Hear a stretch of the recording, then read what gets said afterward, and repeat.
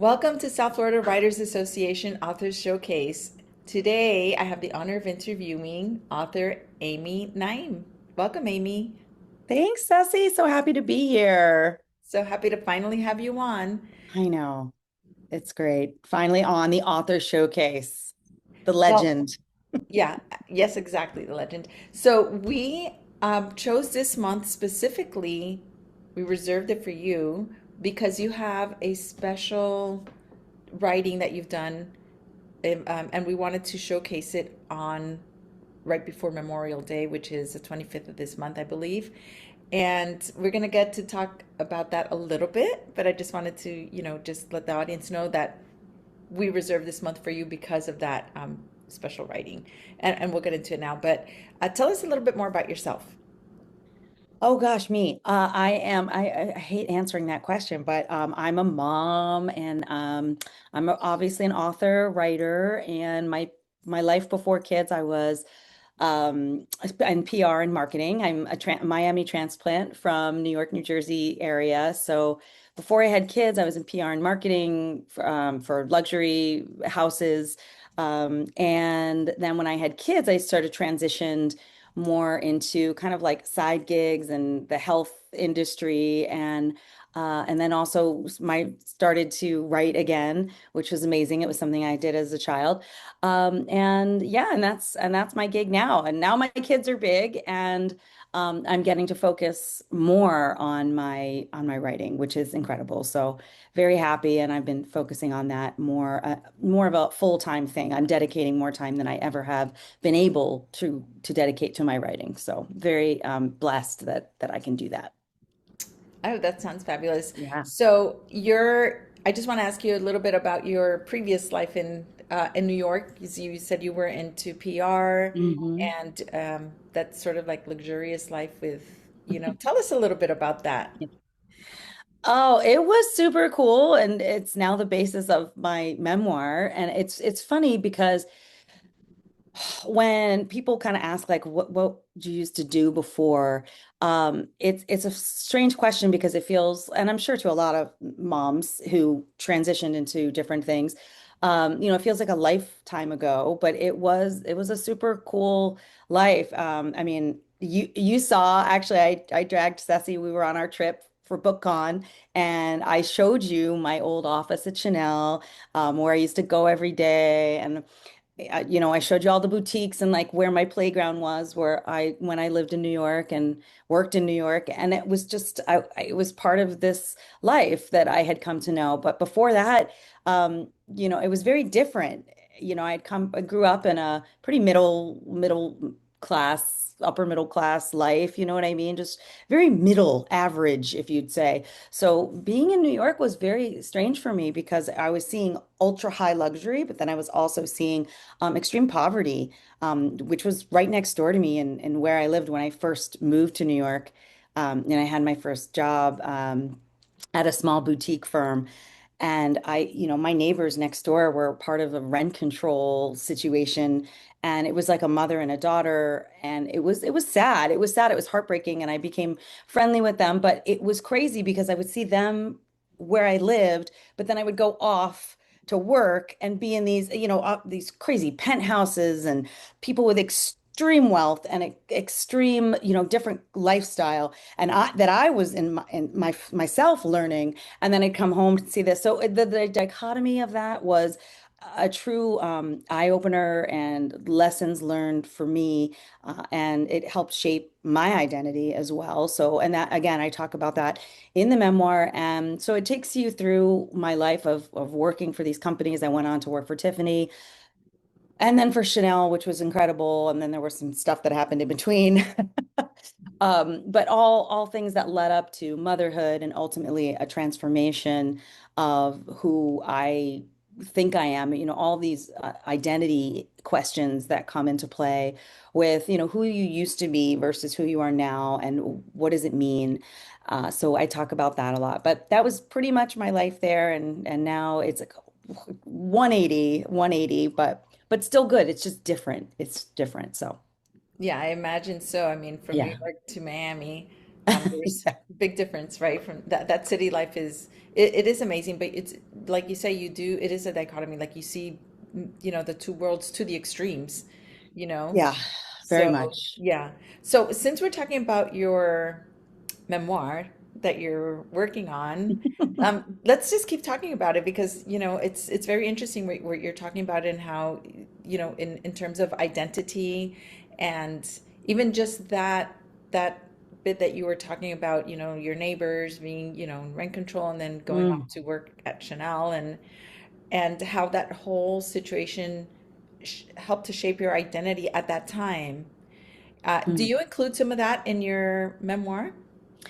I do. I do. I talk about the relationship I had with them and just learning to appreciate. I think it lent a lot to my gratitude of, I mean, I already ha feel like I had such gratitude for how I grew up and I didn't know anything else. It was a huge eye opener for me coming from college. So truly, you're going from like a small suburb to college, which is in itself a bubble.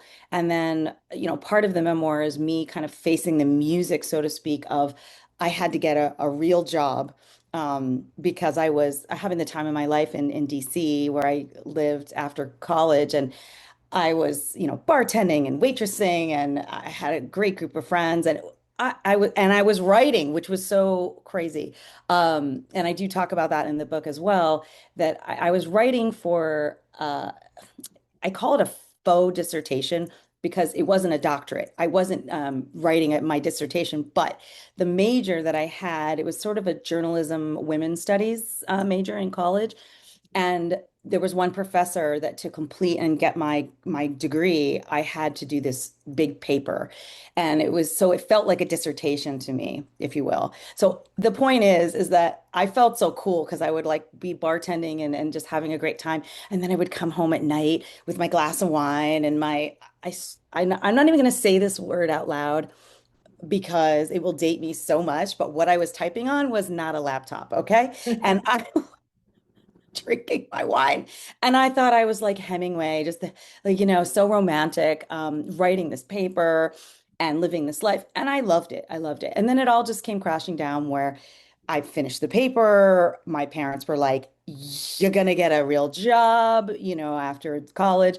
And that's kind of my inciting incident, if you will, of like propels me out of I really don't want to get trapped in a cubicle life. And I start to learn at the beginning when I get my first few jobs how much I hate, you can see it on my face, this 9 to 5 cubicle life that I'm so in fear of that, like, get the 9 to 5, have some kids, but like all of that was repulsive to me and it scared the crap out of me. So anyway, that sent me on a mission and I was like, I knew that I wanted to be somewhere in entertainment and fashion and that's where I went off to New York and that started that portion of my life. And then the lessons that I learned, it was incredible and it changed me forever. And who was I trying to become? Who was I becoming?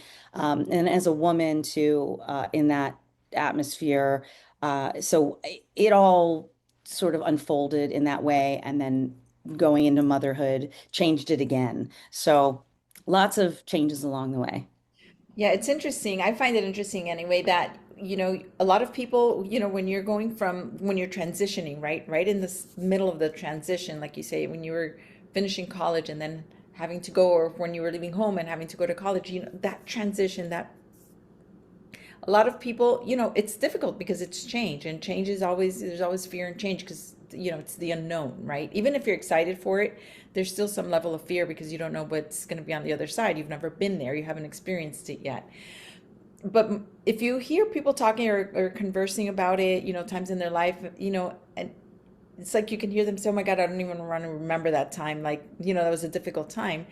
But with you, I feel like you're actually going in and you're dissecting at every Mm, transition. You're mm, dissecting, you're pulling it out. You're like, if I can get the visual of like the spine of a book, and you're going between the pages, and you're like, pulling out like the stitching. Like you want like mm. that we try to hide or that we don't want to remember because it was a difficult time.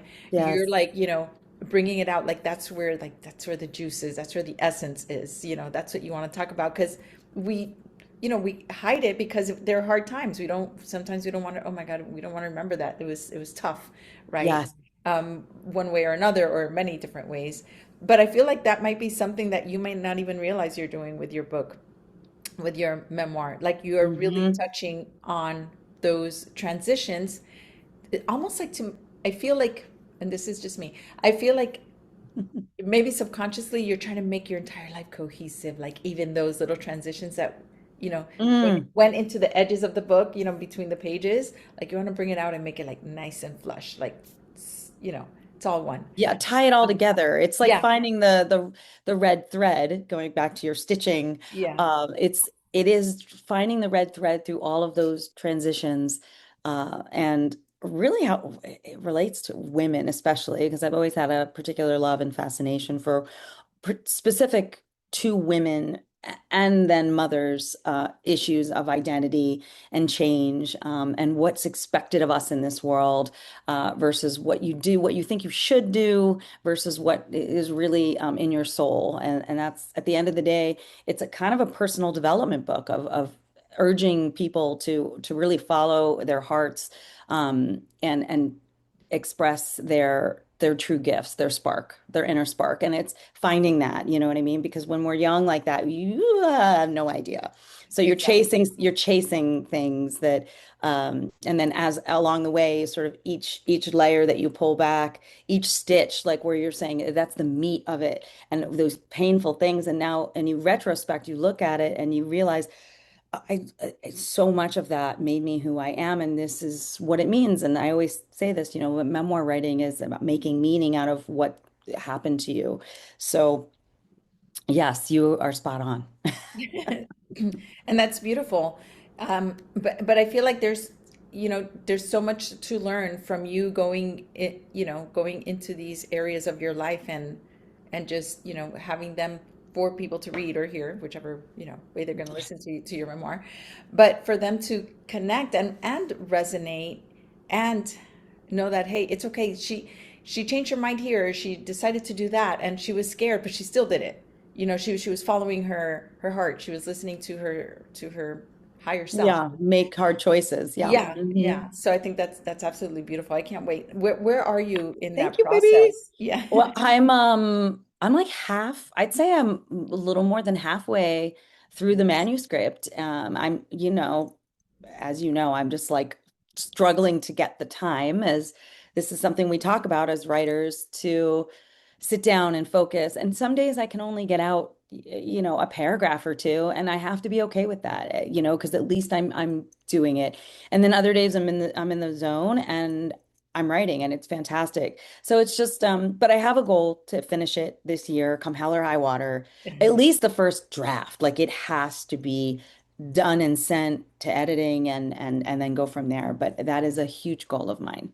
So, Do you find that as you're moving along, that more memories or emotions that you might have sort of start to surface, right? Or, oh yeah. like, if you're writing, you think you've got your agenda down, I'm going to write about this and I'm going to write that. And, and you've got, I'm sure you have an agenda where you've got all the Yeah, I have an points that you want to outline, touch it. but Right, it's exactly.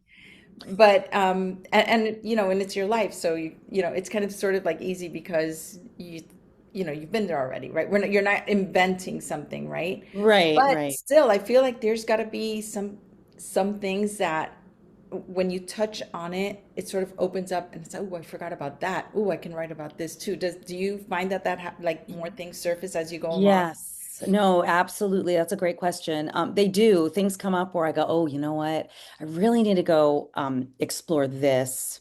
Um, an outline is just so flexible, you know what I mean? Exactly. Because Yeah. as you go, it's like some things come up and you understand that it's very important to add these things. Also, I'll come, like, a new emotion will come up in me.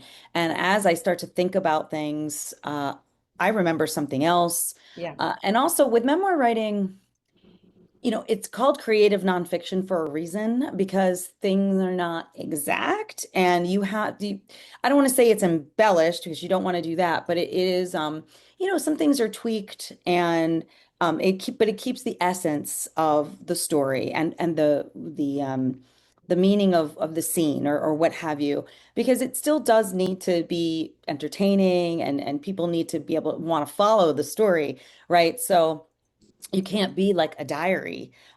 So it that is also the challenge too. So I'm thinking in a way and coming up with scenes that are based on real things that happened, but they're, sort of fleshed out in a way that could make them a little more poignant and connects to the reader even more than what I, would have down. So I'm trying not to do that, which I told you, which is like back editing where I'm going back and I'm like, oh, and I just have to like get it all out onto Yeah. the page. So that's what's slowing me down as well. Yeah. Well, you were just saying like sometimes you have to tweak our memory is tweaked. The things that we remember, Selective.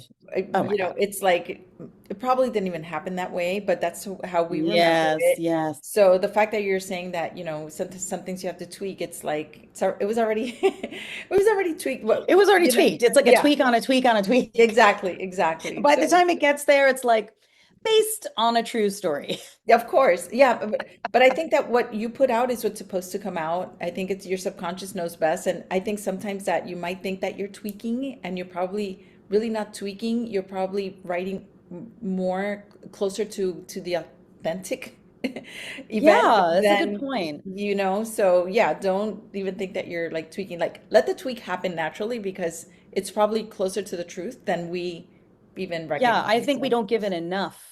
Like you sort of dismiss, right? right. You probably block out and dismiss Of half of course. what happened anyway. Of So course. once you start getting it out, then it starts to pull and you're like, whoa, you realize kind of what's in Yeah. there that Yeah, you exactly. suppressed a little So, bit. yeah. So, So I don't even think it's like so much creative, like, creative. mm. I think it's more like truth. Truth that feels like creative because we're not remembering it. So it's coming through like inspiration, like creative Yeah, that's a really inspiration. good point. Yeah, So yeah. yeah. Creative shouldn't be like made up. That's not what Exactly. you Then yeah. that's what I'm trying to say, that I don't Yeah. think that it's made up at all. I think it's your subconscious giving you the truth, but because you didn't know it before, you're thinking, "Oh, this is how cool, this creative inspiration." It's like, no, that's actually what happened. But but Yes. that's interesting. But and also the second point you made is yeah, you just got to flesh it out, and then come back to it later. But even if you when things surface, like we were saying, as you're writing and, more stuff comes up, like sort of put it down somewhere and then put it away because if you start going backwards, you'll never Oh yeah. Oh my go. God. So true. Yes. Yeah. Yes. And it's very tempting to do that. It's very tempting to like, oh, let me just, or even when you're going to start, okay, tomorrow I'm going to start chapter five. Um, and instead of going straight to chapter five and starting there, you go to chapter one and you read See? the whole thing and don't You've do dealt it. with the same Yeah. thing, I bet. Yeah, Tell me that it didn't absolutely. happen to you. Absolutely. But that's why it took long, because you keep Yeah. going back and you keep, and editing is it's just an act that never ends. It's Yeah. just it doesn't end. It's like you can keep editing forever, and if you have editors, they're never going to agree with each other on everything. They're, oh no, but this can change here and this can, then you'll show it to somebody else and they'll change Oh something yeah. Oh else, my and it's God. like At it's some point never you just have ending. to You have to cut. decide it's done. Yeah. But you got to Yeah. flesh it out first. But so Yes, what's ma'am. so halfway through, so that's excellent. Yeah, I think so. Good progress. Yeah. What are your plans after it's complete? Which Well, route for publishing are you planning on? I don't know. I mean, I think that we are in a place in a zeitgeist right now where the message of my book I feel is resonating, especially for women of our age and time. I- I'm seeing this all over, and I don't know if it's the whole, you're pulling these things to you, right? Because it's where your thoughts are. So you pull these things to you. Every article and podcast and is talking about this moment, sort of like, and it really is that your work does not equal your worth. And it takes a minute as women to get there, and to understand that. And I think my message towards the end of the book is also to younger women to sort of like not have to wait and have like well, I was having crises all along. I talk about in the book how I have a quarter life crisis. I literally had a book called Your Quarter Life. I've been having a crisis since 16 about who am I? What do I want to be? What do I want to do? Blah, blah, blah. But a lot of women, it takes them maybe going into motherhood or something else big happening in their life to say, like, you know what? I want to do this for me. I need to do something that speaks to my heart and not, what I think I should be doing. And I just see this being talked about all the time. It's a divine feminine embrace that everyone is talking about right now. And I do feel, so all that to say, I do feel like it could have a chance maybe to be traditionally published because of like it's kind of entering the conversation at a good time. But that said, I'm Delulu, that's my word of 2026. I'm totally Delulu. But I'm not totally Delulu in that I'm cool with if I find an indie publisher or if I have to self-publish, because at the end of the day, it's to get this out and Exactly. share my message and my story and really nothing else. So I'm kind of open to the where the universe wants to bring me. Exactly. Yeah. And probably as you're getting towards the end, you'll probably have a better idea of what you want to try or not try. Some people just go straight to self-publishing. Some people use hybrid just so that they can do, Yeah, or either for hybrid. Yep. them. I'm down. And some people, try to go traditional, and then sometimes it takes a long time, but they're patient and they're writing something else in the meantime. So, but everybody's different. Everybody's patient level, tolerance, and Right, of how long that takes. And yeah, you have to be is super patient. yeah, So let's see how patient I am or am not. exactly, But thank exactly. God I have my girlies behind me and supporting me and like not giving up. So Yeah. And so tell us about the journal. This You have a journal, and I've got it here. yes, my Um, pretty journal. it's a beautiful journal. And I'll try not to get the pages where I've written on it, but I love that you use it. Oh, that makes me course, so it's a happy. beautiful journal. It's a practice of gratitude journal as well, but it's Mhm. got some beautiful writing on it and some beautiful pictures. Is this part or going to be part of the memoir, or are you going to have like a workshop also, like a workbook, I'm sorry, that sort of goes with this for Not your really. memoir, or When I first started the memoir, I thought that it was going to be kind of like a teaching memoir, but I don't want it to be a teaching. I don't okay, at all. But this is sort of a standalone thing because I've always been a journaler and I love doing all, and some of the pictures are my own photography and I just the beauty of it and wanting to create a journal for myself. Some of the messages that I have in there absolutely kind of dovetail with my memoir message, but it's not related to the memoir per se. right, okay, So, okay, because yeah. I didn't remember that at one point you might Yeah, I have was thinking wanted to about make it it. like a teaching and maybe like a workbook to go with it. Yeah. But I love that you're saying that you don't want to, that you want to just like focus on making it just a memoir and it's your story, because just the story in itself is going to be teaching as it is. So I think so. Yeah, yeah, the message is just like hopefully people will resonate and it's not some because there's memoirs out there that are they're called literally called teaching memoirs and right, it's like I went through this and then I can tell you how to, XYZ. But it's not where I wanted to go with it. But who knows? Like there could be spin-offs and stuff. right. I'm like totally open to all of that. I love workshopping and I would do it. Well, talking about workshop, there's a workshop that you've spoken about before. I think it's the Oh, the passion. passion Could test. you tell us about that a little bit? Oh yeah. Oh my God, do I have that book here? Probably I should have it behind me. Yes, I'm also a passion test facilitator among my many tricks of the trade. I became a passion test facilitator. It was actually my husband's 40th birthday gift to me to become a facilitator because it was based on a book called The Passion Test, which is actually a New York Times bestselling book. And it just helps you prioritize the how you want to things you want to do, be, and have in your life. Emphasis on the be and what you want your life to look like. So it helps you prioritize what that is, and then it helps you to construct your life to uh, it helps you set those intentions so you can construct your life to align with those intentions.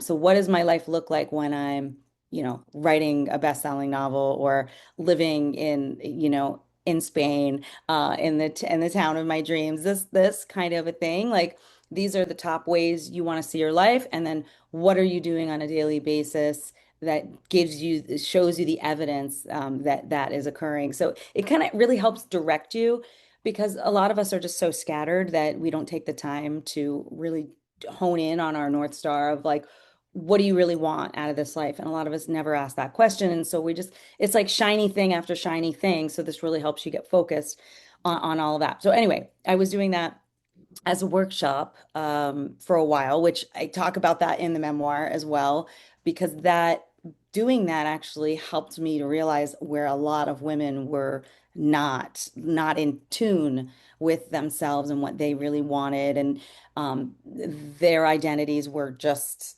they didn't know themselves anymore. They didn't even know what they wanted. They wound up. I talk about in the book like one woman starts crying because she can't even list it's like you're asked to list 10 ways that you want to be, that how you want your life to look, and she's just sitting there like and starts crying, and it broke my heart in a million pieces because a lot of women feel like that because well, for whatever reason, and it's like no judgment, family, certain circumstances, some people they were not able to do that. So I felt good that I could bring this and help people start to think about that again and change their lives. So That's so it is important. cool. And I have to get back to it, as you know. Yeah, that is so important. That's really so important. And do you notice that that's more for women? Do you know, is that something that is taught for men as It well? can be for men 100%, but with everything I do, everything seems to be more Right. so Well, focused on women. But yes, absolutely. absolutely for men. Yeah. Women empowerment, absolutely. I mean, I Yeah. think it's necessary because Well, unfortunately, I think collectively through the consciousness of time, all of time, the submissive consciousness for women is what has gotten us in this trouble where we're told what to do, what to feel, what yes. and even if we aren't in this day and age, we know better. It's almost like it lives deep within our consciousness that we're supposed to be told what to do, how to live, what we're not supposed to do. It's just sort of like goes with the whole, feminine, being feminine. Things are Yeah. changing because it shouldn't be like that, but I still think that there's a thread that goes way back, Way uh, back. and Yes. yeah, and I think it's important we need to start changing that so that the future of it, it's Yes. And repaired. this is what I was saying about this is the conversation right now. It's a reclamation. Actually, I was think that the memoir used to be called Reclaim. That was a working title at one point, but Yeah. anyway, it doesn't make sense. But reclaim, it's a reclamation of women saying, what they want and that they're not beholden because we still do have things where even if you have both, for example, both parents working still the family responsibility falls on the mother. So there's a lot. This is why I say, sure, it is for men, absolutely, but it's because exactly what you're saying, women fall into these roles and we think we're so liberated and right. But at the end of the day, a lot of times we're still in these roles and so I'm not like a huge like women's liber and all.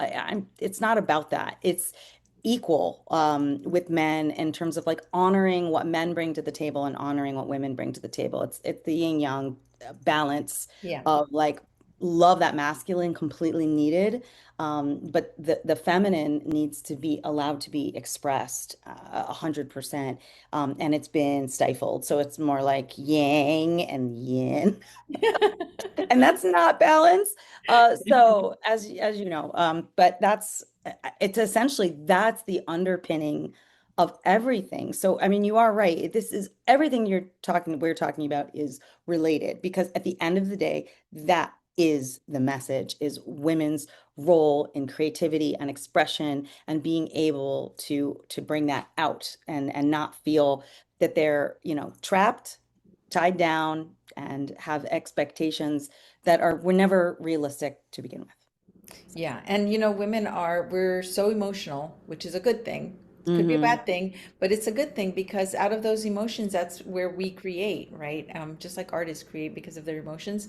Yeah. And that's why I always think that's why we are able to, be the bearer of children, of offsprings, right? We have something that is so nurturing that it can nurture an entire life within our bodies. If you think about it, that's crazy. Like to Yeah. have you have a body inside your body, We're right? freaking It's amazing. I'm alive, aware. But like if you really start to think about it, it's like, and even like on a scientific level, it's like there's a body inside of that woman's But body, like. like a turducken. But Like Species, the movie. No, but you know what I mean? It's something that's really special, right? And I think that if you hold a woman's, feminine essence down, and maybe not on purpose, just because, well, she needs to, be the one that cooks and takes the children because he's the hunter and the gatherer, and he's the one that's, bringing in to survive, that's being on survival mode. Um, there's so much a woman can offer because of the emotions that she carries and that creativity that is part of her yes. essence, and it's so beautiful. So, and it doesn't have to be that she's now there's more yin than yang, the circle Yeah. either, but equal enough where she can have self-expression, and, Oh and my have an gosh. opinion. And we've come a long way because I Yeah, mean we yes. can vote now and stuff like that, but Huge, yeah, this is huge. really important what you're doing. And speaking with you, about your book, about the passion test that you're talking about, it makes me feel like you really are an advocate, for, yeah, for, things that need to be heard. Well, we're not talking about this enough. That people are not knowing about this enough. Like you want to bring things out. You want to bring things to the forefront and talk about it. Just like in your memoir, you're like bringing out, no, like, no, women, little girls, teenagers, girls, you have a Yes. choice. Don't just follow the crowd. What do you want? Like, you really want to bring this out. And I'm bringing that because I'm trying to like weave in here this other book that you've got, which is Ah. Advocate, which is, talking about holistic health, and you wanting to let people know, hey, this is out there.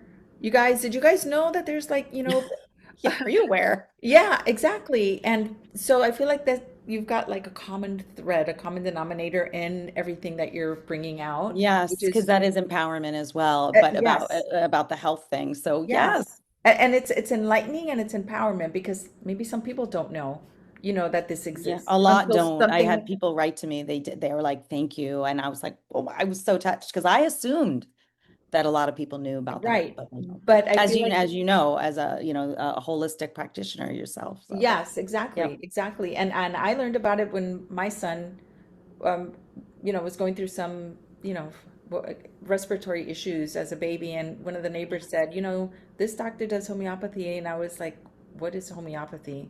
Like Oh, this isn't was that a long, funny? long time ago.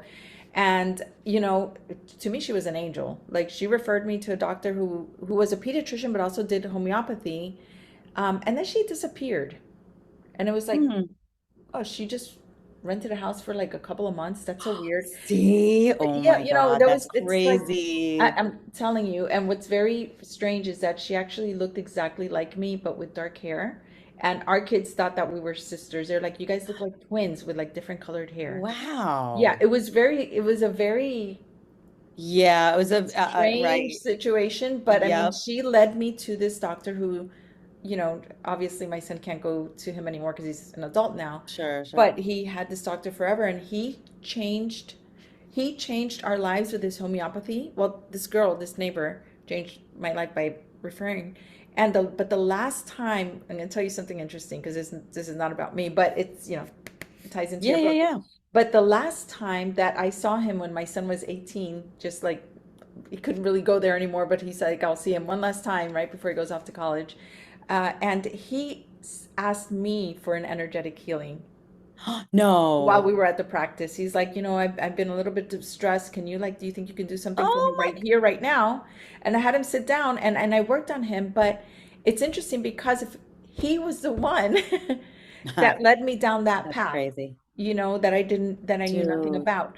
So it's so important. Like, kudos to you for putting this type of information out there and, bearing your soul here with what you went through with your daughter, because how Mm, scary, right? yeah. And it's sort of similar to like me with my son, going through like trying to find, different Yeah. scenario, but still trying to find a holistic way of feeling. Otherwise, it's just, meds and steroids and, Yes. so tell us about it. Wow. Tell us about That's a your kid. crazy story, though. Like, what a full circle moment. And that's exactly what I talk about in the book is like, these are angels. Like, I know they're all around us and they come when they need to come and help, you know, which is what yours did, your twin, your Thank you. dark-haired twin, which is so beautiful. No, you never told me that. And I love that. But that's exactly what happened with this. What inspired this book was, as you mentioned, so my daughter, was having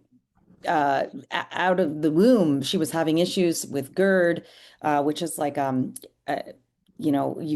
basically it looked like she couldn't breathe. It was so scary. We were having these episodes, and then things just went from there, and allergies and asthma, and she was having constant ear infections. And that's when my angel came. And because the doctors had told me that she needed tubes.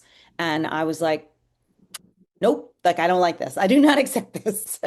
And that's when my friend was like, it was someone actually, and it wasn't even like a close friend. It was just someone who I know, I don't know. She was around again, like these angels come out of nowhere. And she was like, there's a chiropractor that I love and I swear by. And I was a little freaked out because I had personally never been to a chiropractor and I only pictured what they do to adults, but how they treat children is completely different. It's a manipulation that's 100% not how they do it on adults. But anyway, I was like, I guess the similar thing had happened to her, and I tried this doctor. Anyway, long story short, he completely cleared all the infections and everything that was happening, and her alignment was fantastic. She never got one singular ear infection after that.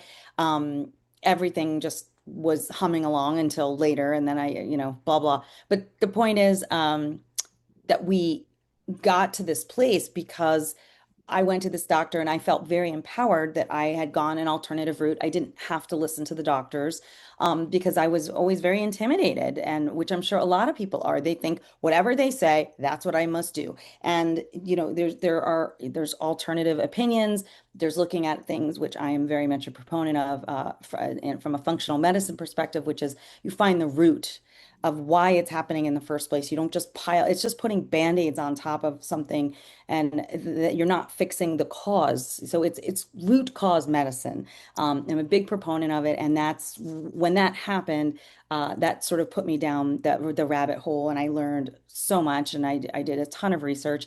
Then I put together all my findings sort of in this book to even explain to people and parents that they do have options and where to find them, even defining what they are. People like defining what the doctor is, what kind of training they get, because people really have no idea. Like these doctors are real medical doctors. They go through the same amount of training. So it was very important to me to share that, with other parents. So, and that's where the book came from. So it's almost like a mini guide, if you will. Yeah, it's an important one. It's an important Yeah, one because I think so. that's it's good that you felt okay to write it as well and to put the information out and to share your story. Yeah. Because, some people might be intimidated to share their story, or nobody's going to pay attention. They're going to think I'm crazy, especially with holistic medicine, right? It's Yeah, so taboo and stuff. But you did it. You did it. And this is why I'm saying I I feel did. like, through all your writing, your purpose is to like get information out there for people to empower people, to enlighten them and empower. Enlighten and empower. I like Yes, that. I I like that. So love you're about it. enlighten and Yes, empower you through hit the it. Lulu. Enlighten, empower, and be Delulu. Yes. That's that's all we ask. Oh, it's great. No, thank you so much. Okay, Yeah. so now we're gonna get down to the Oh, feature of Author Showcase, which I mean everything is a feature because everything is important, just as important. But just because it's Memorial Day coming up, and we yes. really wanted to feature this beautiful piece of writing. Tribute. Yes. Yes, from your grandfather, Yes. Sydney. Mm-hmm. Beautiful because you named your daughter, right, after him. Yes. She And gave. yeah, you've written or you've, I guess, edited. You asked him a question when you were a young girl. What was Mm-hmm. that Mm-hmm. question? What did you do in the war? Isn't that amazing? And Right. he responded in a letter Years that later, much later. Yeah. yes, yeah, and you're going to tell us all Yes. about Yeah. that. All those Mm-hmm. details, we want them all. But he answered you literally, he wrote a story for you. A Yes. beautiful story. And on top of that, he seemed like he was an excellent writer as well because I read it and it was like reading a book. It's there were no mistakes. There was just it just flowed. Everything was perfect. It was funny sometimes, it was like scary sometimes, it was emotional at other times and he really gave visuals that it's like was he also a writer? So and you have turned this into a short story. You've Yeah. edited Like a to novella. I don't know what you yeah, consider it. yeah. Yeah. So, okay, tell us more about it. Tell us the name of it, show us what you have. And I really want to know how many years later after you asked him, what did you do in the war? Did Yeah. he give you that? Oh, so perfect. No, you explained it perfectly. Yeah, I asked him when I was young, probably 8 or 9, and something like that. And he didn't answer me until I was in college Wow. because the letter starts off saying, I didn't know how to answer you at the time, and you were too young to even understand, even if I had told you. And now that I want to put it all down, it's been some time, and he wrote me this letter while I was away at college, which my parents kept for me. I don't even think I saw it until years after that. And then finally they like, oh, by the way, this is your grandfather. So when I got that, I had been sitting on it for a long time and I wasn't sure what I wanted to do with it. I had read it, but then I had an opportunity at lockdown, like everyone Yeah. had an opportunity during COVID. And I was like, you know what? I'm going to finally take this letter and I'm going to transcribe it. And I did that. And then over the last, 5 years, I worked on it like I edited it and I added some notes to it, some editor notes kind of describing some of the things that people wouldn't understand, because they're very, in context. So it gives context for people.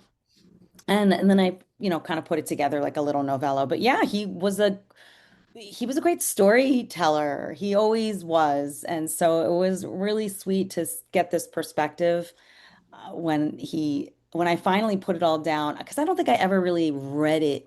When you read it, but then you're not really absorbing it. But now as a full adult, like seeing this message, I really get it more than I ever did as a younger person. And I really wanted to honor his memory and make it into this story because I think it's like a really It cool is experience. so cool. I read it and I couldn't put it down. I mean, it was already like, past midnight and I'm like, I just want to know. I want to know Oh, more. It was really good. He was a great storyteller. So I find it so beautiful that he didn't forget that question that you asked him so many years before. He never forgot that question. It's almost yeah. like if it was pending still in his mind and he had to give that Yeah, and answer to I you. really don't know what brought it back up to the surface for him. He must have been having a moment because he wrote it in his 70s, but he didn't pass away till his 90s. He made it to like how old, 92, something like that. My grandfather, so he lived long, and I wonder maybe he had some heart things along the way. So maybe he had a health scare, and he was like, I need to get this out. Yeah. So I will never know, but thank God he did. So. Yeah, yeah, yeah. It's so fabulous, and I'm excited for you to get it out there. Can you show us the cover that you have, Oh yeah. in mind for this? Because I just thought it was Yes, beautiful. this is I know. It's We it's could a see it pretty clear. We could see it. I you can could see see it it pretty clearly. clear. Yeah, Yeah. it's his back, and he's facing the other direction, and it's called Letter to Amy. Yes, I know it's Letter to backwards Amy. probably for you. Letter to Amy. Yep, that's it. It's a short story of service, friendship, faith, and love. Yeah, and a letter to Amy, it's not a letter to Amy or the letter to Amy, it's letter to Amy, but there's something specific with that, correct? Yeah, no, If just that that's what he he, wrote, that's what he called it, letter yes, to that's what Amy. he called it. So I know it sounds a little awkward, but But you yeah, wanted that's to keep that just to it keep, was letter to Amy. Yeah, not yeah, to keep right. exactly what he wrote. That's Not beautiful. the, Right. but it was just he wanted to focus on that, the Yeah. letter. Yeah. Yeah. I love that. I love that you wrote that. And I love that cover. It's very beautiful too. Thank you, So love. what war was Yeah. he in? For World War II. World War II. I Yeah, just because I'm sure um, there's a lot of people asking, and we do have a lot of, vets and soldiers also that are part of yeah. self-order writers that they Yes. might be curious as well. Yes. So, yeah, can you read us an excerpt from it? Would you mind? Yeah, absolutely. So I have a piece here.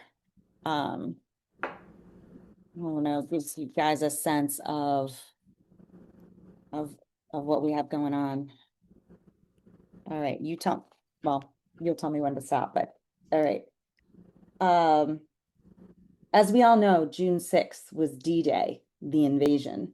Oh yeah, before I forget, my buddy at Pat D'Amico met a British whack. They fell in love, and they were going to get married. Her name was Doris, a real sweet girl. Anyways, though Pat wanted me for his best man, it wasn't meant to be. I was of a different faith, and so one of the squad guys became best man. Oh well, the marriage turned out well. After the war, she came to America. 3 months after D-Day, we climbed aboard a Liberty ship and headed for France. You know, the English Channel has a bad reputation as being a rough body of water. You know something? It is well deserved. It may be only 26 miles wide, but the way we bounced around on that ship, we couldn't wait to get off. We were happy to hit solid ground again. After we got off, we hiked for about 2 hours. Then we were pulled off the road onto a rise. We were told we would have to wait for trucks to pick us up and take us to our new destination. So we waited and waited for 3 days. In the meantime, while we waited, the American troops passed us, men and tanks and trucks, night and day, for the 3 days we were there. I said to one of the guys, how in the world could Hitler win the war? It was a river of human beings, and he was going to drown in it. At this time, the Germans were falling back. They'd battled back from Paris and were retreating back to Germany. As for us, we still waited to get called into action. The trucks finally came, we got on, and away we went. We rolled through what was left of St. Lo, the French city that had been a battleground between the Allies and the Germans. There was nothing left standing. Wow. This was a devastated city. That's Finally beautiful. became, I know, it's cool. Yeah. You want me to stop there? Just because of time, but and because I Yeah. don't want you to give it away. I'm like, Oh, wait, don't yes. give it I know. away. It's not that long a story. Yes. Yeah, don't give Yes, that was everything a perfect away. place Don't to give, stop. yeah, So we but saw some crazy how stuff. I mean, really, what an excellent writer and storyteller he was. I mean, just and I love that through the story, you see his growth.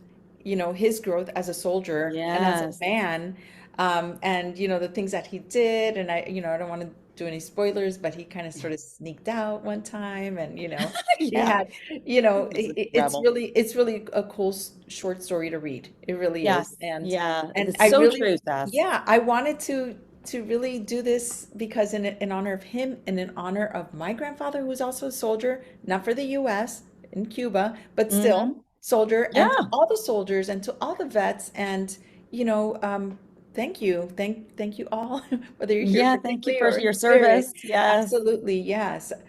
Is there like anything specific in the story that really stuck out that made like an impression on you in his letter to you? Yes, and I think it was his positivity through such a hard time because he basically went to war right after he'd married my grandmother. Yeah, So, yeah, they got married, and then it was like the attack on Pearl Harbor came, and he and many men, in his generation just signed up. They were like, out, sorry, bye. Gone for 4 years. 4 years, so I can't like my brain cannot fathom it, but you see through his writing how positive all the things he's taking in, he's just looking at it like a little kid, like in wonder, Yeah. like what is this? And oh, just takes it all in stride and doesn't overlook all of these little details so that it makes it so charming. You know what I mean? Because he's not dismissing things and he's learning, like you said, and he's transforming along the way. But he's just such a positive outlook on such a crappy situation, but he makes it through to the other side. Thank God. I mean, he wasn't like on the front lines. He was more like a prison guard in a lot of respects.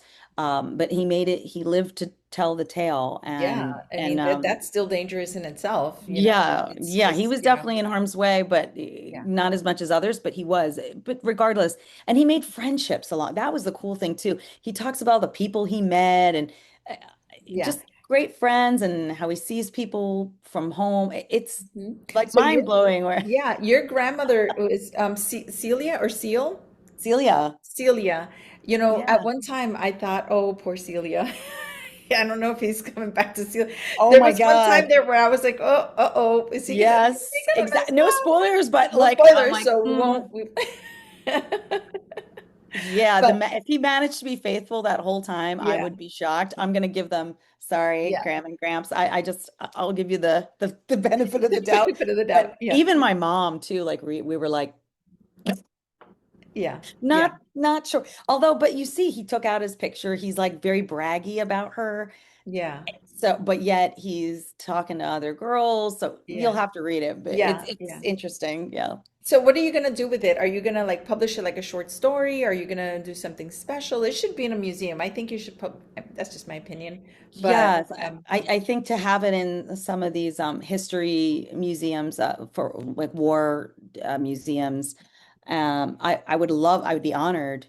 Some of them are huge, but maybe my like right. local places, Huge is good and too. yeah, and just to Soldiers publish is it as a soldiers. short story. Yeah. Yeah, excellent. Yeah, definitely publish it, and maybe even in some literary magazines, that have to do with that, because Yes. definitely that should be, people should read it. It's really beautiful.